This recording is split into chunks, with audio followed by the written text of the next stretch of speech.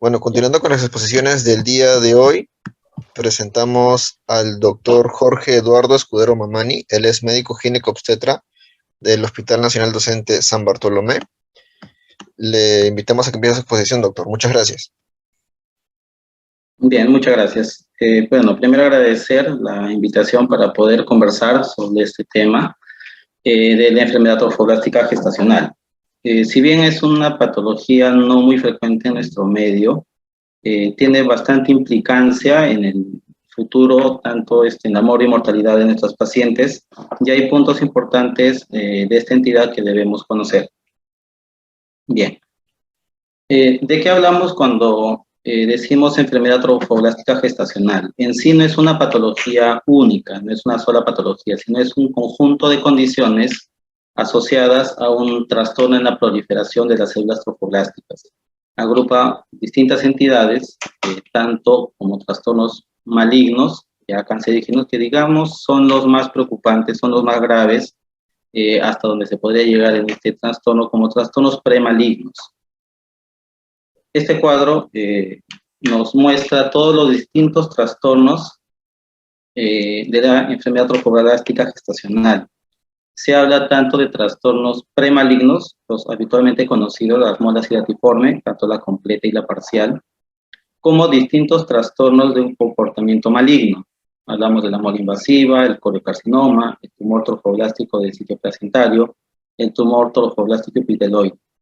Estas cuatro entidades en conjunto son denominadas como las neoplasias trofoblásticas gestacionales. Agrupan todo un grupo para el enfoque tanto diagnóstico terapéutico para estas pacientes.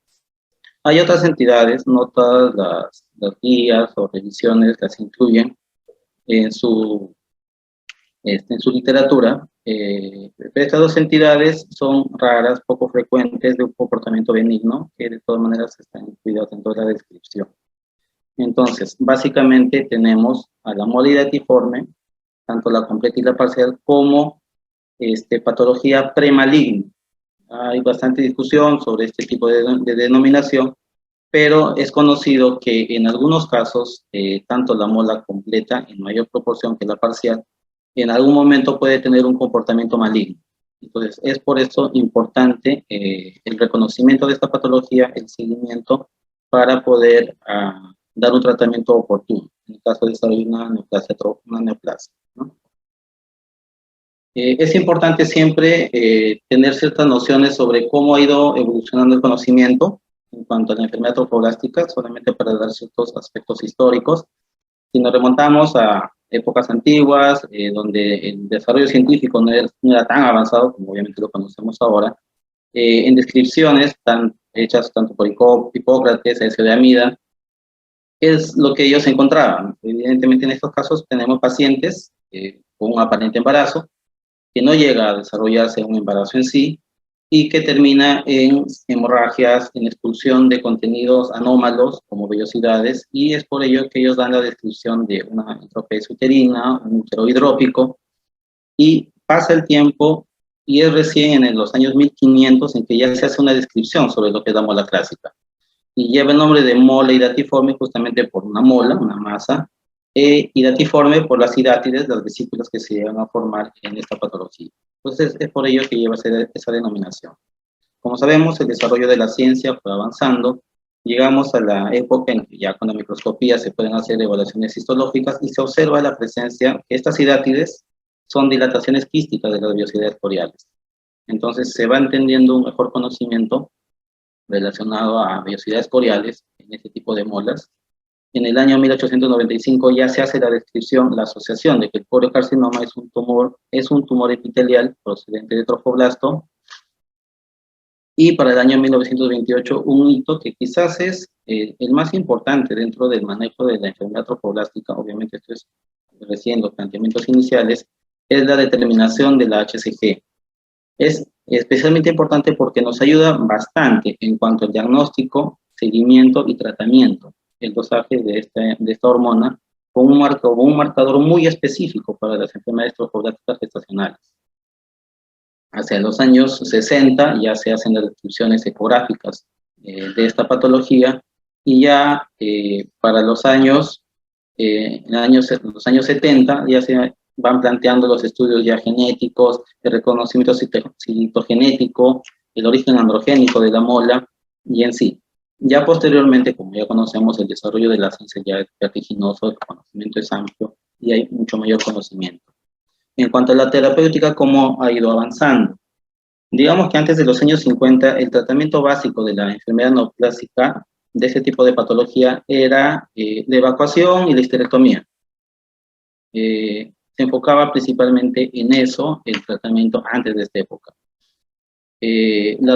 Finalmente, el embarazo molar, la molidatiforme, el término de esta patología es esto, ¿no? La evacuación del embarazo y posteriormente el seguimiento. El problema se daba básicamente en las neoplasias trofoblásticas, porque esto ya implica comportamientos tumorales, neoplásicos, que eran de difícil manejo. Entonces, en esta descripción, en los años 59, esta era la situación de 103 pacientes con diagnóstico de coriocarcinoma, había una supervivencia de 6 pacientes con el tratamiento que quizás para ese tiempo se podía ofrecer, que era la evacuación y la esterectomía precoz. En otro caso, de 70 pacientes, se hizo un tratamiento, 70 pacientes con cáncer no metastásico, se realiza una histerectomía temprana y hay una supervivencia de 29 pacientes. Entonces, podríamos ver que sin un tratamiento adecuado la mortalidad es alta en estos pacientes. En el año 56, Lee y colaboradores ya plantean un estudio en donde ellos encuentran una regresión del coliocarcinoma con el uso de metotrexato.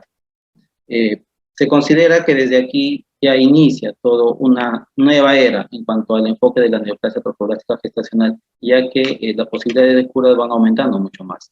En el transcurso de los años se van encontrando dificultades en la quimioterapia. Hay casos en los que lamentablemente hay resistencia a los fármacos, a la quimioterapia. Se encuentran grupos que no responden adecuadamente. También se van determinando factores de riesgo para la farmacoresistencia y quizás viendo incluso un estudio del año 65, podemos ver que ya desde ese tiempo justamente un retraso en el diagnóstico, concentraciones elevadas del HCG y presencia de metástasis hepáticas y cerebrales aumenta el riesgo de farmacoresistencia. Entonces empeora. Si bien podemos tener herramientas para poder tratar a nuestros pacientes, el diagnóstico tardío, el no tener los insumos necesarios para poder hacer un diagnóstico, lamentablemente nos lleva a un peor pronóstico. En la actualidad, la neoplasia trofoblástica gestacional es una de las neoplasias curables. Cuando se tienen patologías de bajo riesgo o no metastásicas, se pueden llegar a tener altas tasas de curación, incluso hasta llegar al 100%, pudiendo conservar la función reproductiva de nuestros pacientes. Y en casos de patología diseminada, se puede lograr tasas de supervivencia de hasta un 80-85%. Entonces, este es el enfoque que por ahora podemos tener en cuanto a la neoplasia trofoblástica gestacional a modo histórico. En cuanto a la epidemiología, ¿qué podemos decir? Clásicamente se dice que la incidencia de la enfermedad neoplásica, de esta enfermedad trofoblástica gestacional, está alrededor de 1 por 1000 gestaciones. Los rangos varían según poblaciones, según la raza, puede tener variaciones de 0.57 a 2. Es conocido que en Asia, en Medio Oriente y en África hay una mayor incidencia, como vamos a ver posteriormente. También hay ciertas distinciones que se hacen en cuanto a la mola parcial, en cuanto a la mola completa. Se dice que la mola completa es más probable, más frecuente en poblaciones asiáticas. La mola parcial, a pesar de la mayor incidencia en general, en poblaciones asiáticas, negras e hispanas, es menos frecuente la mola iratiforme parcial. De la misma manera, en cuanto a patología maligna, la mola invasiva está presente en 1 en 15.000 gestaciones, el coriocarcinoma 1 en 40.000 gestaciones, tanto en Europa, en Norteamérica, pero en poblaciones asiáticas puede aumentar a 3.3 a 9.2 en 40.000 gestaciones. También se hace una descripción que se ha notado en el tiempo una disminución progresiva tanto de la mola iratiforme completa y el coriocarcinoma en países en desarrollo. Esto posiblemente asociado al desarrollo socioeconómico en algunos lugares, a la mejora en el tipo de alimentación ya que se ha logrado defenderse con el tipo de dieta y con el diagnóstico precoz y tratamiento que se pueda dar a esta patología.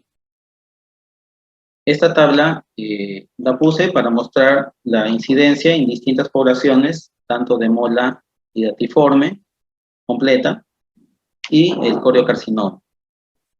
Como podemos ver, las tasas de incidencia tanto en poblaciones asiáticas, tanto como en el Oriente, en Turquía, en Irán, Japón, en China, son tasas altas. Nos encontramos de 13 por 1000 gestaciones, 8 por 1000 gestaciones, 5 por 1000 gestaciones, 8.5 tanto en África, son tasas elevadas, y también del coriocarcinoma. A contraste, lo que les comentaba, en poblaciones como Estados Unidos, Israel, Europa, incluso Sudamérica, en donde las tasas de incidencia son relativamente bajas y las de coriocarcinoma mucho más. Cosa que haría que en nuestro medio, en nuestro entorno, posiblemente, ya que no hay muchos estudios que nos puedan dar datos propios nuestros, en nuestra población posiblemente tenemos una baja incidencia de esta patología. Factores de riesgo son conocidos, básicamente dos son los importantes. Uno, los extremos de la vida, principalmente las mayores de 40 años, y el antecedente de una gestación molar previa, que pueden aumentar incluso 10 veces el riesgo. En cuanto a los extremos de la vida, se dice que distintas literaturas, menos de 20 años, menos de 15 años, tienen un aumento en su incidencia de presentar enfermedad trofoblástica gestacional, quizás por la inmadurez de los óvulos que tienen. Vamos a ver en la patogenia que un mal desarrollo de los óvulos finalmente puede propiciar ese tipo de problemas, como también en las edades avanzadas de la vida, mayores de 40 años. La diferencia es justamente que en las pacientes mayores de 40 años el riesgo de transformación maligna es mayor, a diferencia de las menores de 20 años o de 15 años. Entonces, ese grupo solamente, básicamente estadístico, pero para fines pronósticos sí, la población mayor de 40 años es una población importante a la cual no debemos descuidar porque tienen un alto riesgo de terminar en enfermedad neoplásica. En pacientes que tienen recurrencia, si una paciente tuvo un embarazo molar, tiene un riesgo de hasta 100 veces, se dice, de volver a presentar, perdón, de 10 veces de presentar nuevamente un embarazo molar, lo cual se multiplica a 100 si es que vuelve a tener para tener un tercer embarazo molar. El riesgo para un tercer embarazo molar es mucho mayor. Pero cuando tenemos estas pacientes que ya tienen molas recurrentes, 3, 4 molas en el transcurso de su vida, se tiene que sospechar ya en alteraciones genéticas recesivas. Estos genes dependientes del cromosoma 19, del cromosoma 6, están asociadas a este tipo de trastornos de pacientes que recurrentemente tienen trastornos de molas de forma repetitiva, con un riesgo aumentado de tener cáncer también. La dieta tiene una relación inversa en cuanto a la ingesta de beta-carotenos y grasas animales con el desarrollo de la mola hidatiforme completa. Esto justamente también contrasta, ¿no?, con la reducción de la mola hidatiforme en países como Corea del Sur, donde hay cambios en el estilo de la dieta. La mola hidatiforme parcial también se describe que está asociada al uso de anticonceptivos, a menstruación irregular, y no se encuentra asociación con la alimentación, pero la asociación es baja con este tipo de patología. Para patología maligna, el riesgo de coriocarcinoma es alto cuando se tiene un embarazo molar previo. La raza, como hemos podido ver, es un factor de riesgo importante, sobre todo en población asiática, y la edad materna avanzada mayor de 40 años. Existe una probabilidad de 1000 veces mayor de aparecer después de un embarazo molar, a diferencia de cualquier otra gestación. Entonces, una paciente que ha tenido un aborto, solamente un aborto o una gestación aparentemente normal, no tiene tanto riesgo como una paciente que ha desarrollado mola hidatiforme para finalmente ir a una patología maligna como un coriocarcinoma. El mayor riesgo de coriocarcinoma también está descrito en poblaciones asiáticas, nativas americanas y africanas. Esto es lo que le comentaba como patogenia. ¿Cómo es que se ha encontrado el origen?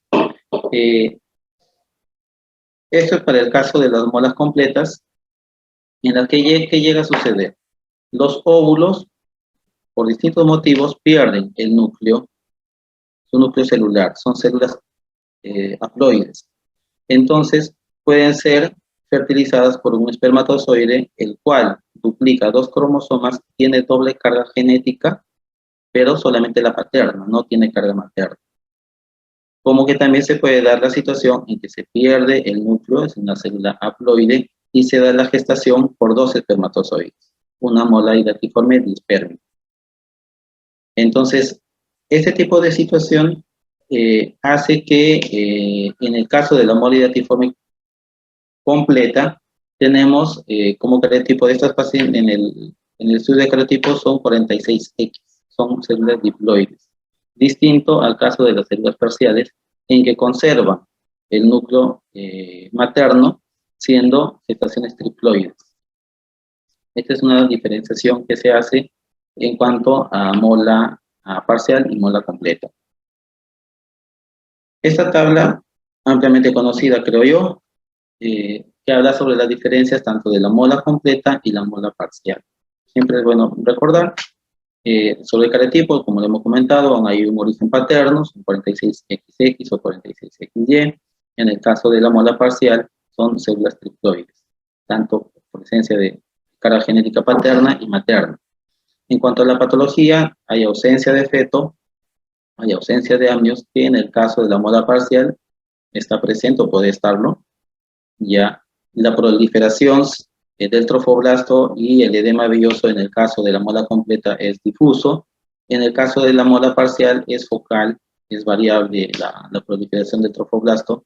En cuanto a la presentación clínica, clínicamente la podemos encontrar como una gestación molar o como un aborto espontáneo. En el caso de la mola parcial, por la característica de haber desarrollado producto fetal, habitualmente se confunden con un aborto espontáneo. Característicamente la mola completa lleva a tener tamaños uterinos mucho más grandes, a diferencia de la mola parcial en que el tamaño es pequeño. El desarrollo de quistes tecaluteínicos y complicaciones médicas es mucho mayor en la mola completa, por lo que hay una mayor producción de HCG, ¿no? Que en el caso de la mola parcial es raro. Y también el riesgo de transformación a una neoplasia trofoblástica postmolar es mayor en el caso de la mola completa en comparación a la mola parcial. Bien, ya quizás dando un poco más de detalles en cuanto a lo que es la mola completa, son vellosidades hidrópicas, avesículas, semitransparentes, de tamaño variable.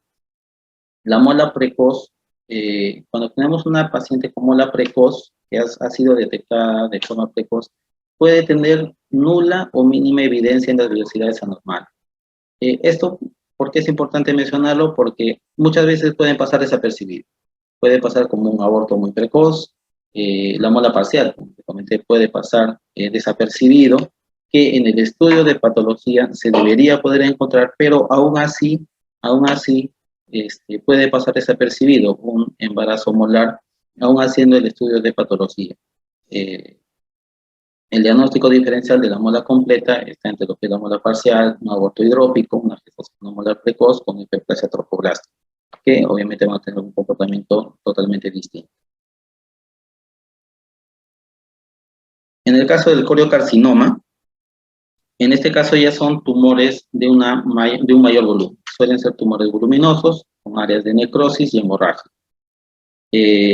Puede encontrarse en parte dentro del útero, como que también, como vamos a ver en el momento de hablar de las manifestaciones clínicas, pueden ser encontrados ya como metástasis en otros órganos, tanto en ovarios, en pulmón, en hígado, en vasos, en vulva, en vagina también puede ser metástasis.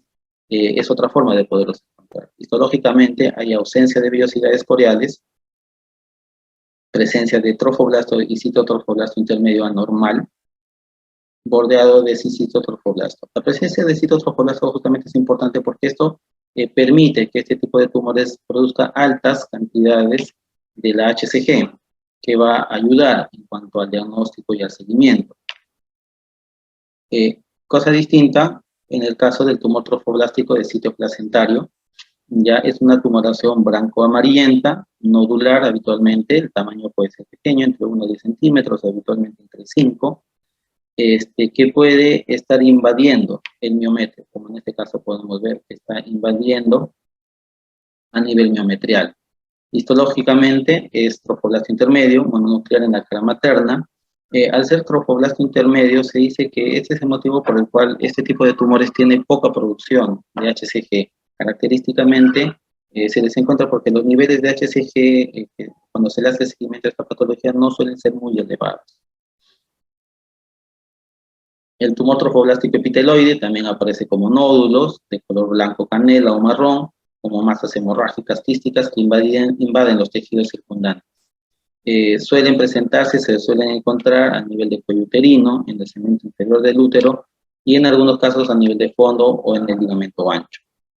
También surge de trofoblasto intermedio, el tipo coriónico, forma unas islas de células trofoblásticas intermedias, y es justamente por eso, ¿no? Por el trofoblasto intermedio, que la producción de HCG es menor a la habitual, es característica de estas dos entidades.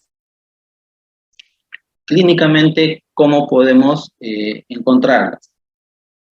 Clásicamente la mola completa era descrita como la principal causa de la hemorragia de la segunda mitad del embarazo, ¿no? Una paciente de segundo trimestre de embarazo en que hay un aumento uterino. Antiguamente, cuando no se tenía mucho acceso a la ecografía, empezaban a presentar sangrado y ahí es cuando se hacía el diagnóstico de esta patología. Entonces, clásicamente se puede producir el sangrado con expulsión de contenido con la presencia de las propias vesículas. Actualmente, el diagnóstico habitualmente se hace en una ecografía de primer trimestre. Ya se evalúa, se encuentra que no hay un desarrollo embrionario, se encuentra el crecimiento del trofoblasto con características de esa apariencia en panal de abeja. Que se encuentra, se hace el término de la gestación, habitualmente de forma precoz, y el estudio de patología nos podría ya dar un diagnóstico concluyente. En algunos casos, sobre todo cuando no se ha hecho un diagnóstico precoz y el embarazo molar ha continuado, pueden tener complicaciones asociadas, como el hiperemesis, la preeclampsia o el hipotiroidismo, que se pueden asociar en estos casos.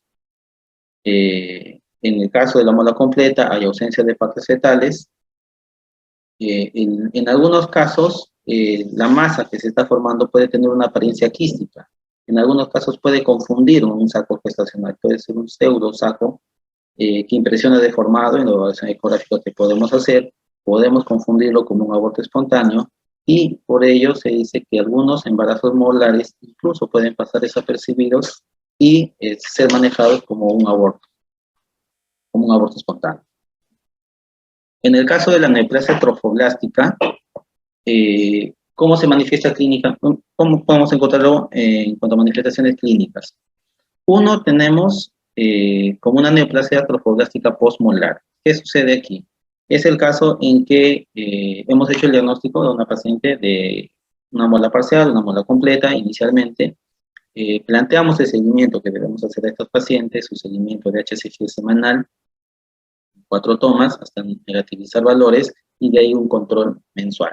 Bien, entonces en ese seguimiento es que habitualmente son diagnosticadas estas neoplasias trofoblásticas postmolares. Aquí es cuando deberíamos hacer el diagnóstico, y en este caso son casos totalmente asintomáticos, porque se ha hecho un diagnóstico temprano.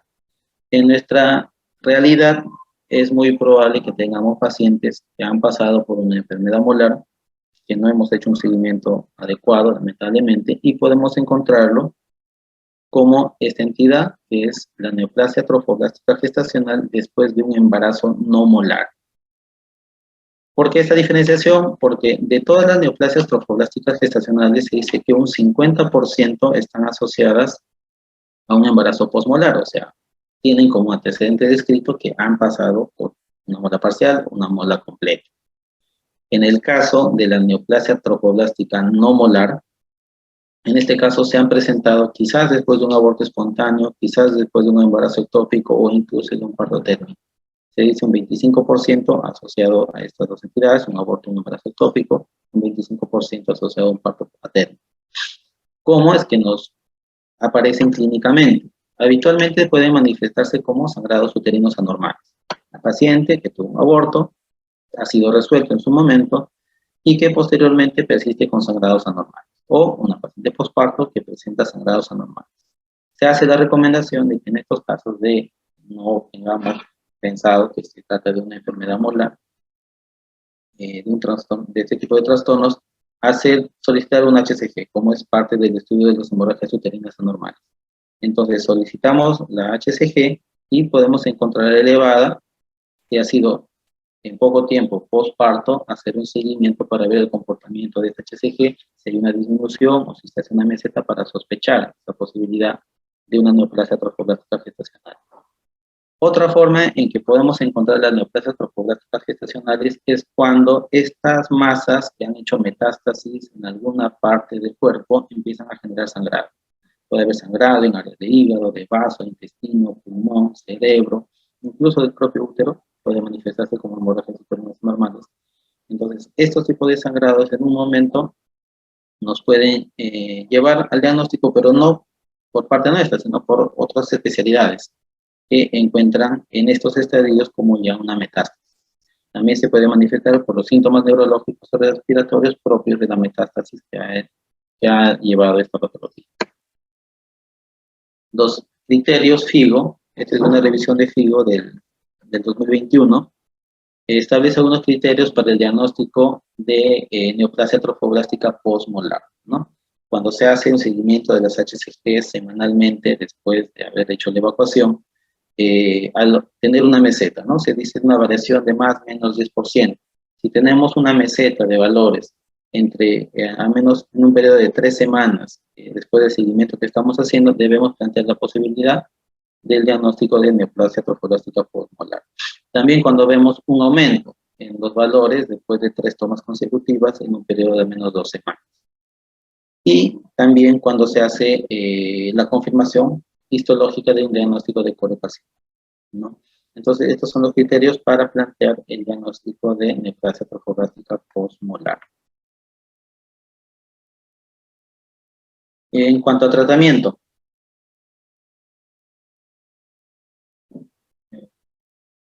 en cuanto a tratamiento. Acá tenemos dos entidades, como podemos darnos cuenta cuando hablamos de toda la enfermedad trofoblástica gestacional, tanto los estados premalignos, que pueden ser el embarazo molar, y ya cuando estamos en un estado de problema de malignidad. Entonces, en el caso de un embarazo molar, ¿cómo es el enfoque? Primero, tenemos ya la sospecha diagnóstica. Hemos hecho la ecografía, tenemos hallazgos, panal de abeja, característicamente que se puede encontrar, o en la enfermedad, la mola parcial, con esas presencias focales de imágenes ecogénicas en la placenta, y sospechamos ya de un embarazo molar. ¿Qué es lo que se plantea? Hacer un estudio inicial sobre cuál es el estado de la paciente. Solicitar una radiografía de tórax, una ecografía abdominal, hacer dosaje de PGO, creatinina, y valorar cuál es el estado de la paciente. Si en este momento de evaluación inicial encontramos signos sospechosos de metástasis, entraríamos en el campo de sospecha de una neoplasia trofoblástica gestacional. Si no hay mayor hallazgo, seguimos un manejo como de embarazo molar. Inicialmente el manejo es tanto la succión y curetaje del embarazo molar.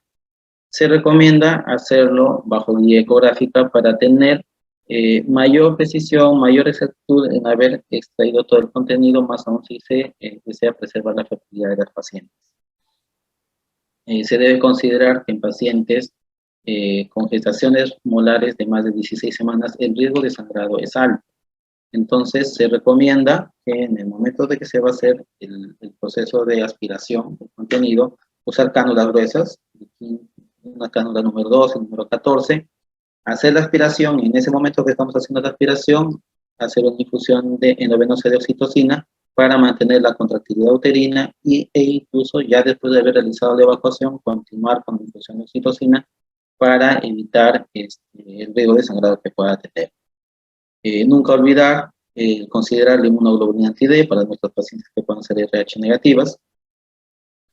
En cuanto a la histerectomía, se plantea como una alternativa en las pacientes que ya tienen maternidad satisfecha, ¿no? Se dice que puede eliminar el riesgo de invasión, el riesgo de tener casos de una mola invasiva, que ya ha habido una invasión biométrica no detectada. Al hacer la histerectomía, ya estos casos también son relativamente manejados. Pero aún así, si es que se decide en algunos casos que por el alto riesgo de neoplasia que pueda tener la paciente, o porque ya tiene una maternidad satisfecha y es alto riesgo de sangrado y optamos mejor hacer por una histerectomía, se recomienda igual hacer el seguimiento de del HCG en cuanto al manejo posterior de nuestros pacientes. No se recomienda la inducción médica, tanto con oxitocina o con misoprostol antes de la evacuación, no está recomendado, o realizar la histerotomía para extraer el contenido uterino, ya que estas intervenciones pueden incrementar el riesgo de neoplasia trofoblástica postmolar. No está recomendado, pero en algunos casos sí podría considerarse la necesidad de hacerlo. Obviamente hay que individualizar los casos, hay que ver en qué casos sí podría ser necesario hacer inducción médica, pero en términos generales no está recomendado realizarlo. Otro punto en discusión es la quimioterapia profiláctica, ¿verdad? Si el riesgo es que estas pacientes puedan hacer neoplasia trofoblástica gestacional, entonces algunos podrían considerar hay que darle metotrexate de forma profiláctica para evitar que desarrolle una neoplasia trofoblástica. Se ve que la reducción de incidencia usando metotrexate o actinomicina D disminuye en 3 a 8%. Aparentemente es poca la eficacia si es que lo usamos de forma global. Ya se da recomendación en distintas literaturas de que en casos de alto riesgo, tengo una paciente de alto riesgo de que pueda desarrollar neoplasia trofoblástica gestacional, sí se podría recomendar el uso de quimioterapia profiláctica con monofármaco, o en casos en donde también el riesgo es alto y sabemos que la paciente no va a poder hacer un seguimiento adecuado. Entonces, para evitar una mayor progresión, también son casos en que se podría considerar la quimioterapia profiláctica.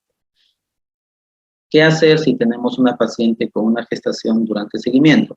Tuvo un embarazo molar, se hizo la evacuación, se hizo la patología, estamos haciendo el seguimiento, la paciente se perdió y a los 6 meses regresa diciendo que se ha embarazado. Entonces, en estos casos no está recomendada la interrupción del embarazo. Se tiene que hacer sí un seguimiento estricto y minucioso del embarazo, valorar los niveles de HCG, buscar la posibilidad de un embarazo coexistiendo con un embarazo molar. Y de ser así, incluso también se puede plantear el seguimiento del embarazo.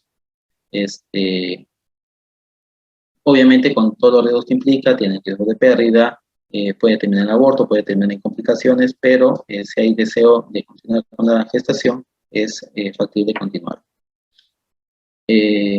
Tenemos que dar anticoncepción oral a las pacientes ya después de la evacuación. Hay seguridad en el uso del anticonceptivo oral, así que esas pacientes está muy recomendado el uso de anticonceptivos. Y el riesgo de recurrencia, como se está en 0.6 al 2% en cuanto a un embarazo molar. Esto es lo que les comentaba, que hacer con un embarazo normal, al cual se asocia un embarazo molar. Tiene riesgo de aborto alrededor del 40 a 60%, tiene mayor riesgo de transformación a neoplasia trofoblástica a un 26 a 46%, y se puede plantear la continuidad del embarazo. Se tiene que hacer un estudio de cariotipo, ya tiene que tener un estudio genético normal, tiene que hacerse una evaluación ecográfica sobre el estado del bebé, y un seguimiento de las posibles complicaciones. Como hemos comentado, puede haber una hiperemesis, relativamente manejable, pero también hacen trastorno de preeclampsia bastante precoz. Pueden hacer preeclampsia de 16, 18 semanas. Y en algunos casos también hacen trastornos tiroideos, que también pueden, en algunos casos, obligarnos a terminar la gestación. Finalmente, ya en el caso de la neoplasia trofoblástica, en cuanto al tratamiento, vamos a comentar algunas cuestiones. Para lo que ya la neoplasia trofoblástica es importante clasificarla, ¿no? En la FIGO hace una estratificación, ¿no? Estadios, del 1 al 4, según el grado de invasión, si está localizado en el útero, si hay una extensión hacia órganos contiguos, si hay una metástasis, tanto a pulmón, a genital, o si ya hay metástasis en otros órganos. Entonces, según eso, se hace un estadio, y también con este score de la OMS, multiplicado por la FIGO, se establecen, se hace un score bajo estos parámetros: la edad, el antecedente de un embarazo previo, el tiempo que ha transcurrido en meses del embarazo anterior, los niveles de HCG, el tamaño tumoral, el número de metástasis que pueda tener, etcétera. Entonces, en función a estos parámetros se establece un score, una escala. De 0 a 6 es de bajo riesgo y de 7 en adelante es de alto riesgo, aunque, como vamos a ver, en pacientes que tienen un score de 13 a más, requieren una diferenciación en el manejo especial. A grandes rasgos, este es un esquema sobre cómo se podría hacer el seguimiento, el enfoque terapéutico en estos pacientes, ¿no? Si tenemos un estadio 1, valorar, hacer una segunda dilatación de grado versus una histerectomía o una quimioterapia en monoterapia. Y con ello, muy posiblemente se consigue la remisión, ¿no? En un estadio 2, en un estadio 3, se debe valorar el riesgo, justamente lo que vemos, el riesgo, según la FIGO, si es de riesgo bajo o riesgo alto. Si es de bajo riesgo, se plantea la quimioterapia, porque se suele lograr una remisión, y en casos en que no se logre la remisión, la quimioterapia combinada. Si no se logra la remisión, en el estadio 4, y en casos resistentes a la quimioterapia combinada, hay un planteamiento de quimioterapia de segunda línea, que vamos a comentar. Bien, entonces aquí vemos la neoplasia trofoblástica de bajo riesgo. Ya se hace el régimen terapéutico en función al estadio y clasificación según lo que plantea la FIGO, y se puede seguir quimioterapia con monofármaco. Puede ser con metotrexato o con actinomicina, en distintos esquemas terapéuticos que podemos plantear en las pacientes con igual tasa de eficacia. Sí se hace una tingencia especial en pacientes que tienen un score entre 5 a 6. Recordemos que hasta 6 es de bajo riesgo, pero las pacientes que tienen un score de 5 a 6 pueden llegar a tener resistencia a la terapia con monofármaco. En algunos casos, en esta serie se menciona que no se recomienda realizar la histerectomía, ya que igual, a pesar de hacer la histerectomía, la paciente va a requerir hacer el seguimiento, hacer la vigilancia de los niveles de HCG, e incluso aún así, sin necesidad de hacer histerectomía, las tasas de cura son altas. La posibilidad de cura en estos casos es bastante alta, ¿no? Luego de haber retornado a valores de HCG normales, después de la terapia con monofármaco, se recomienda seguir 2 a 3 ciclos adicionales para disminuir el riesgo de recurrencia, ya teniendo valores negativos. Después de esto se hace el seguimiento durante 6 meses de HCG, y ya teniendo resultados negativos en todo ese seguimiento se puede considerar una patología curada. En casos de alto riesgo, se plantea regímenes de múltiples fármacos. Entonces, en este caso, el esquema con estos fármacos, cetofosfiro, metotrexato, actinomicina D, ciclofosfamida y vincristina, hay regímenes de administración de estos fármacos, todas estas vías que se puede ver. Se dice que hay un 20% que no van a tener respuesta al esquema inicial, por lo que se puede beneficiar con una terapia adicional. Con estos esquemas de tratamiento en pacientes de alto riesgo se puede tener tasas de curación, incluso con terapias adicionales, de hasta un 95%. Pero también se hace la salvedad de casos de ultra alto riesgo.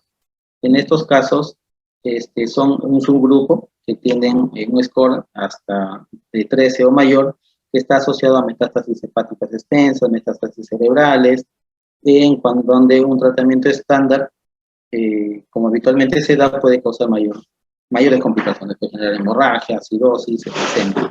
Entonces, en estos casos se sugiere iniciar la quimioterapia con dosis bajas hasta lograr una regresión tumoral y después ya continuar con las dosis habituales.